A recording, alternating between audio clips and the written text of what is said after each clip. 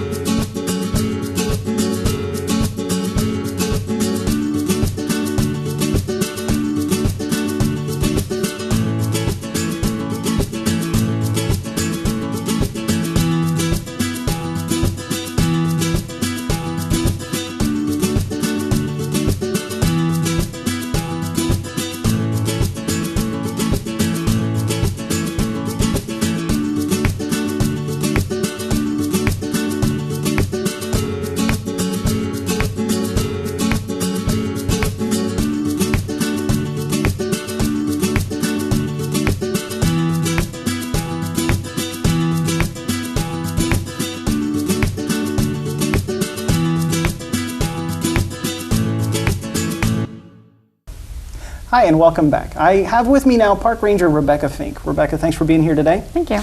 I invited you to come on the show today because there's been a few changes for 2016 in our fee program. I just wanted to discuss those with you so that our viewers had an idea of what to expect. So first off, I understand there is a change in the fees for our swim beaches and for our boat ramps where we charge a launching fee. Could you explain that? Yeah, and this change is nationwide, all over the U.S. and all Corps of Engineer facilities and parks. And in the past, the Army Corps of Engineers was not a part of the purchasing, the selling and distribution of America the Beautiful passes. And we've also had some adjustments with our local day use fees as well. A few of those fees briefly. In the past, if you went to a boat ramp or a beach area, there was a $4 cash or check fee, a self-serviced fee at those locations to enter or use that facility unless you had a pass with you. And now those fees have gone up from $4 to $5. If you are entering a beach area, it is $5 per vehicle, not per person, to enter the beaches. The beaches include Yellow Jacket, Rocky Point, and Earl Cook. And if you come in a bus or commercial vehicle, it is $20. If you come in by foot, riding a bicycle, it's $2 per person. Okay. Now, you also mentioned that we had joined the America the Beautiful Pass program. If someone is a pass holder with the America the Beautiful passes, how does that impact how they would pay their fees? In the past, we have not honored a lot of the America the Beautiful passes here at West Point Lake, with the exception of in our campgrounds. We have honored the senior and access disability pass with America the Beautiful. Those will continue to still be honored with a 50% discount in our campgrounds, and those will continue to be the only passes to provide discounts to our campers. In addition to, we have additional passes including the America the Beautiful Access Pass, Military Pass, Volunteer Pass, and this can be a little bit confusing to individuals that are familiar with purchasing our Army Corps of Engineers hang tag. So you have a lot of different passes there to kind of... We have a total of 6 to 7 different passes that are now available. When you come to West Point Lake to use a day use area like a beach or a boat ramp that has a fee associated with it, in the past, any America the Beautiful passes did get you 50% off. That's changed for the benefit of the customer because it's free. These hang tags are available for purchase at West Point Lake's Project Management Office, and they were $30 before, but beginning January the 1st, 2016, they are $40, and you cannot apply a discount to these passes.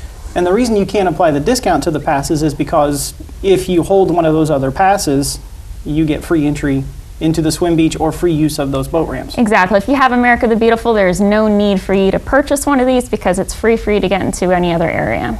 Okay, but you have to display that pass. You have to display it. Now, the America the Beautiful passes are smaller. They're not hang tags. They're actually small, wallet size of a credit card. And most of our areas, all of our areas, are not monitored with a person. So you do need to display these passes on your vehicle for recognition. Instead of just throwing this up on your dashboard and getting it misplaced, you can make this a hang tag by also placing it into a clear plastic sleeve that will attach in the center, and this will display it for you in our day use areas. And where can one of our viewers get a sleeve like that if they already have the annual pass or a senior pass, a discount pass? If you just need a sleeve, you can pick them up at our visitor center or the project management office for free. Okay. So I also understand that there is another pass that you kind of wanted to talk about a little bit today called Every Kid in the Park. Every Kid in the Park pass is really neat. That is a pass that is available for current fourth grades during their year of September through August. And what you do is you go to the www.everykidinapark.gov to print off a voucher. You answer 3 questions, you make a short storybook, and you print off a voucher. That paper voucher is what you need to get into our parks. However, you can come to our office and exchange it for a hard card that will last the child for years, kind of a memorandum of sorts to keep in their wallet. But that will also get you into our day use areas for free. Now keep in mind, America the Beautiful, they're multi-agency passes. They're different from our hang tag with the Army Corps of Engineers. These new America the Beautiful passes are good with the following federal agencies, including the Bureau of Land Management, Bureau of Recreation, Fish and Wildlife Service, the USDA Forest Service, and the National Park Service. We still will not honor any state park passes. So now that we're involved with the program, I guess you can purchase those passes at our office now, the annual pass, the senior pass, the access pass, and also pick up the Every Kid in the Park pass? Very good. Yeah, we have a handicap access pass that is free for individuals that can prove that they qualify for that pass. That includes veterans that have any disabilities. We also have the senior pass, so that's for individuals 62 of age or older that can prove their age. That is a $10 card that they can purchase. The other passes that we offer are free. And then we have of course, always the Corps of Engineers annual pass that's $40, and then the America the Beautiful annual pass, which is good at all those agencies. It's good for 1 year. It's good at all the agencies, but that is an $80 pass that anybody can purchase as long as they're 16 years of age. Well, I understand that some of these passes and how this applies can be very confusing. So I would direct people to our Facebook page, facebook.com/westpointlake.usace, and contact us if you have any questions. Would that be probably the easiest way for them to get in touch with us? Absolutely. And if you visit the Visitor Center, you can always request a park ranger, and we can be right there to assist you. And we are training our volunteers as well as our staff at the Visitor Center to be able to ask you specific questions if you're coming in to purchase these passes, to make sure that we're providing you with the pass that suits your needs at the lowest cost, or if any cost, for free. Okay, Rebecca, I appreciate that information. So just very quickly recap, if people are just tuning in, the senior pass, the access pass, America the Beautiful pass, annual pass, America the Beautiful annual pass. Free entry into our swim beaches and our boat ramps where they charge a fee, as long as you are displaying the pass in your vehicle. All the passes that we're going to offer in our visitor center will get you into our beach and day use areas for free. In our campgrounds, we only have 2 passes that will get you 50% discount, and that is the senior pass and the access disability pass. Okay. We talked a lot about all those different passes. I just wanted to recap very quickly so any folks who were tuning in late could just hear the gist of it there.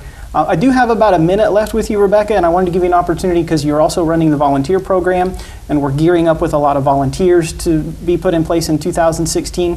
If you have any availabilities right now, could you just let our viewers know about those and how they can get in touch with you if they're interested in volunteering? During the summer recreation season, we recruit multiple individuals as well as couples to help us with multiple programs around West Point Lake, including helping us clean up our campgrounds, monitoring the day use beach areas, and we have 3 vacancies that are still available. We're still looking to fill positions in our volunteer village, which is located in the closed area of Amity Campground, as well as our beach areas at Yellow Jacket and Earl Cook Beach. And how can our viewers get in touch with you if they have an interest in volunteering? If you have an interest in volunteering, we can schedule an interview and an on-site visit by calling me at 706-645-6113, or you can send me an email at rebecca.m.fink@usace.army.mil. Rebecca, I appreciate you taking time to be with us today and explaining all those different passes and talk a little bit about the volunteer program. Thank you. So stay tuned. We'll be right back after a short break.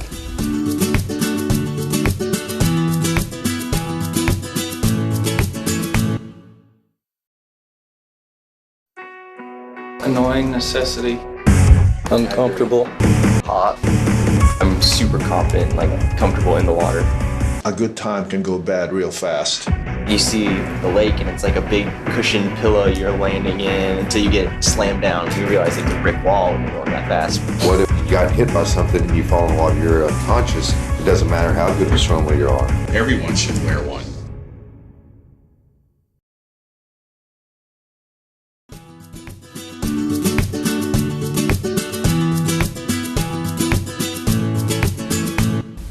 Hi, and welcome back. I have with me now Connie Hensler, and Connie is the Executive Director of the Central Midwest Georgia chapter of the American Red Cross. Connie, thank you for being here today. I wanted to invite you on the show today to, first off, I just wanted to start with kind of introducing our viewers to what the Red Cross does locally. And I know we discussed earlier, when people think of the Red Cross, they think of massive hurricane disasters or tornadoes, or but you are working every single day locally. Right. Responding to disasters like hurricanes and tornadoes and things like that is definitely a huge part of what we do. But what we were talking about is the everyday common disaster that we respond to, and that's usually a home fire. And so we are, in our chapter coverage area, pretty much responding to one or more fires every day. Oh my goodness. And those things don't make the news every day. You hear about the fires, but you don't hear about the support that those families receive. Right. We were also talking about, and I guess we'll go ahead and discuss a little bit, you did a significant amount of work around Christmas with all the heavy rains that were received locally as well. We did. Flooding is another one of the disasters that we respond to, and all of the disasters are a little bit different, but in that situation where you have people who can't be in their home, the water's rising, and they're having to get out, then we look to meet immediate needs. And as with a home fire, those are typically a safe place to stay. Do they have food? And then clothing. And then we also can help with additional needs such as replacing lost medications, and then other referrals we can make with our other agencies that we work with. But also we can offer counseling services. We have trained licensed counselors available that volunteer with us. So if there's something that a client needs to talk with someone about, we can offer that as well. So. Okay. Well, I mean, I also wanted to, of course, with a home fire, there's no amount of preparations that you can have for that. But moving into the winter season, there are some things that people can do in their home or in their car to help them kind of be ready in case of a severe weather event. Could you talk about some of the things that people should have in their homes and try to avoid in case of severe weather? Sure. One of the things that we really are focused on now, and that's in your home, is making sure that everyone has working smoke alarms, because that's the single biggest factor that's going to help you get out safely. Home fires result in a lot of injuries and deaths every year, and so we're really focused on how can we help prevent those, and that's with the installation of a smoke alarm. And so we actually have home fire campaigns, and we actually go out and canvass areas. We work with our fire departments, identify neighborhoods where there may be more at risk, and we actually knock on doors and ask, do you have a working smoke alarm? And if the answer is no, with permission, we will install an alarm, or the alarms for your sleeping areas inside each bedroom, and outside as well. So that's really a huge focus of ours. So I would encourage everyone, make sure you have a working smoke alarm or working smoke alarms in your house. Check the batteries. Again, when we're out canvassing, if the residents have alarms but they don't work, it just needs a new battery, we replace those as well. And then we talk about escape plans. So, with your alarm, make sure you're working with your family and talking with your family about how are we going to get out? Are there 2 exits out of this room, and where would we meet outside of the home? So, number one with any weather, or in any weather, any season, is to make sure you have a working smoke alarm. But in addition to that, be prepared to shelter in place should the weather turn icy, or should we have snow and you really don't need to get out, or shouldn't get out on the roads. Do you have things in your house to be able to stay for a few days? Enough water, some food that's non-perishable that you can eat for the family. And then you mentioned your car. everyone should have a disaster kit in their car because you never know, in the winter especially, you need certain things, blankets, and you need some water, maybe a protein bar, things like that. But you could also use things like that in the summer months as well. You never know when you could be stranded in your car, maybe overnight, and you would need some things like that. I think probably the event that strikes the closest to home within the last few years, we were discussing the ice storm in Atlanta that had a large number of people stuck on the interstates for, I think, at least a day, maybe longer. And so in those cases, it would be important to make sure that you had those items available. Definitely. You mentioned it before we got on camera here, but you were talking about the importance of not heating your home with your stove. Right, especially in the winter months, that's a very common source of home fires. So it's important not to heat your home with your stove. It's for cooking and for food, and it's not for heating your home. If you have to use generator, make sure that's used safely and it's not in the home, other things like that.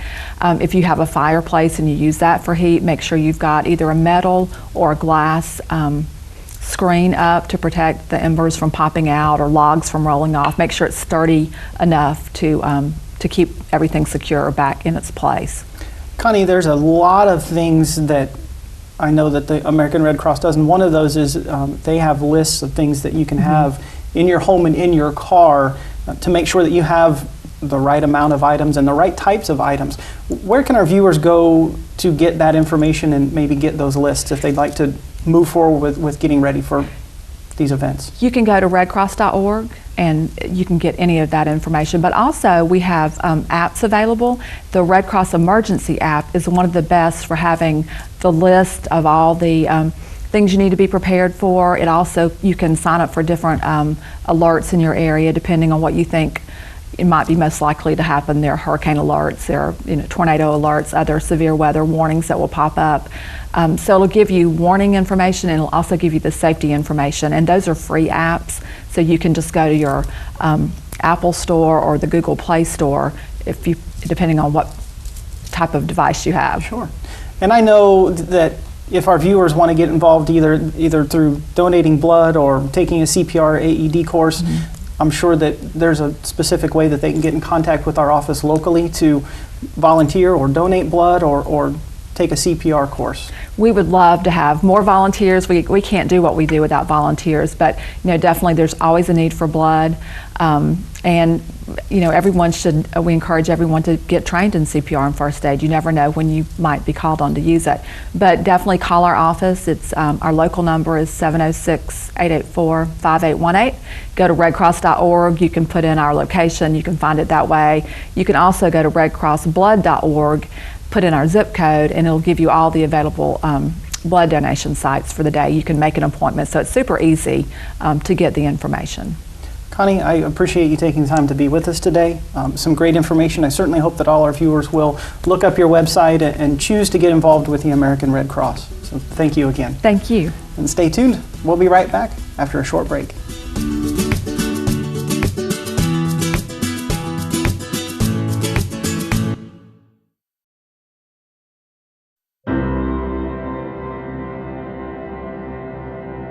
Look ahead, don't look back. Hold on to hope that leads you through the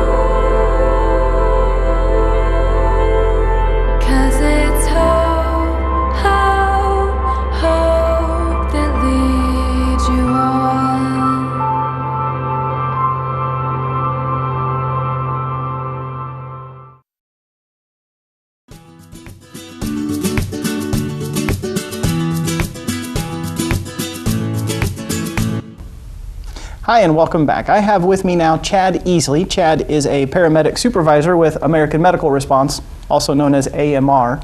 Chad, thanks for being on the show today. Thanks for having me. We kind of have a little theme going here. I had the American Red Cross Executive Director on earlier talking about winter preparations for your home and your car. I wanted to talk to you a little bit today about some of the dangers of hypothermia when people get a little too cold. And I know we were talking a little earlier, I think sometimes people think of this more as a really cold weather environment type of problem. And it's not. And you were saying to me how people could actually suffer mild forms even in summertime. Oh yeah, anytime the air temperature or the water temperature that is less than the body temperature, you are losing heat. And the body has to maintain its heat in order for the chemical processes to work inside the body.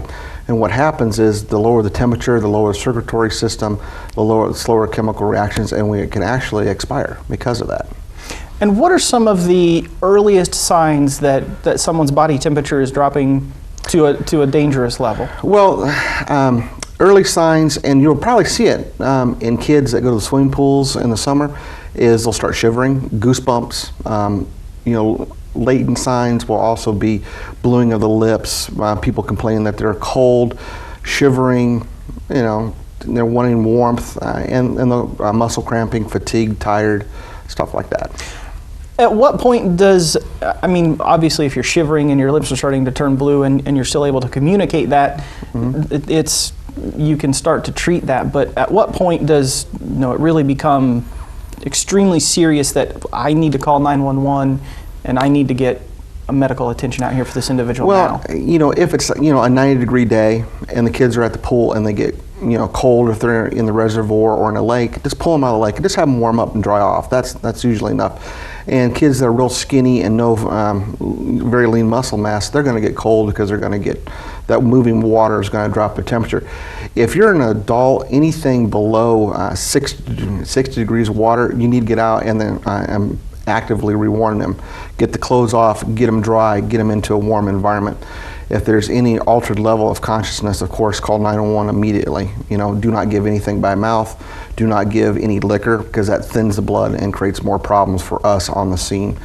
If the patient's been submerged, they're not, we have a saying in EMS, they're not dead until they're warm and dead, so there's still hope. And then, if they are in that fragile state, don't move them a lot, just get them out and then handle them very gingerly because that can also trigger VFib or VTAC depending upon what's going to happen. And then passively rewarm them, and then we'll get there and we'll start with warm IVs and giving the first round of cardiac drugs and actually defibrillate and continue CPR. And we may even airlift them depending upon where they are and how severe they are.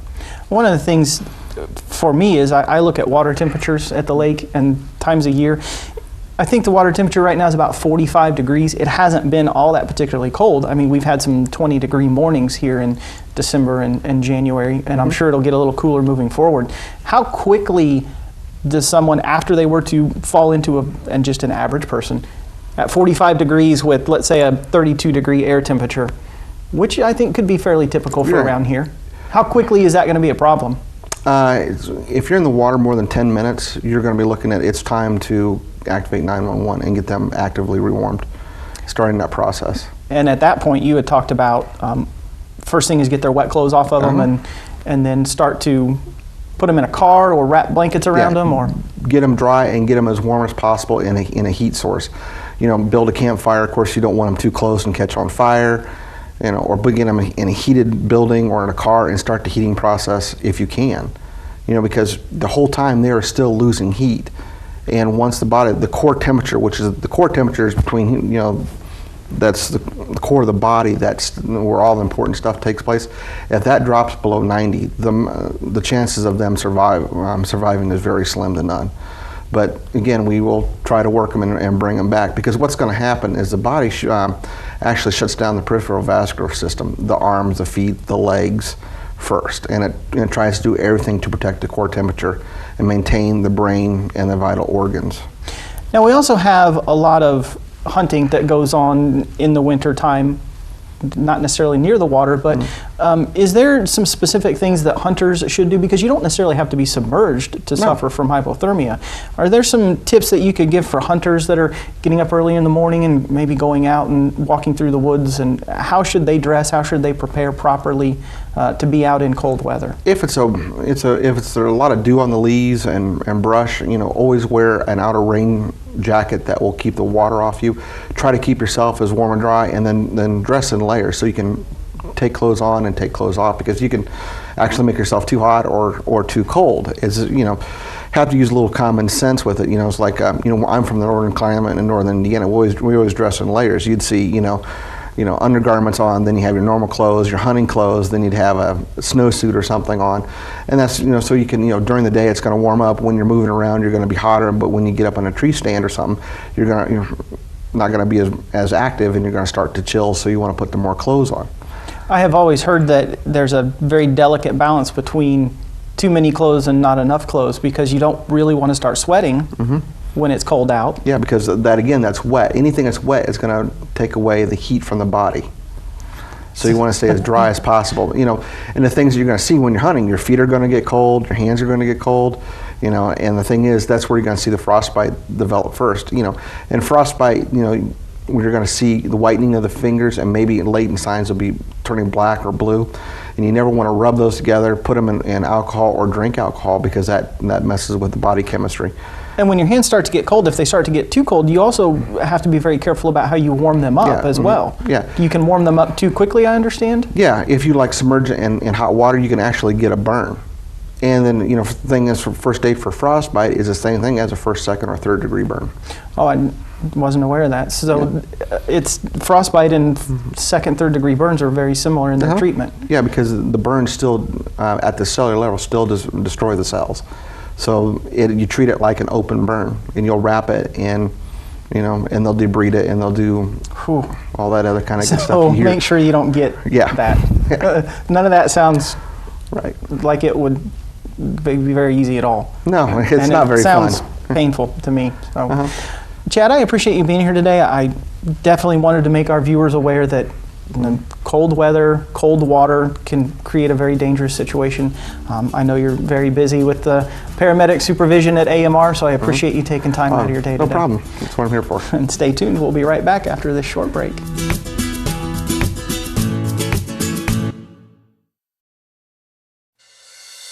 Used to be invincible. You offer me eternity and a world of happiness.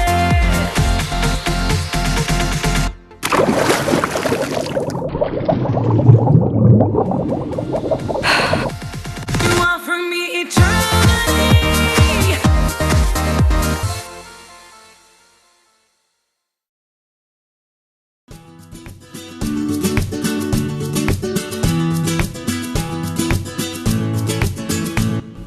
I want to thank all of our guests for being on the show today.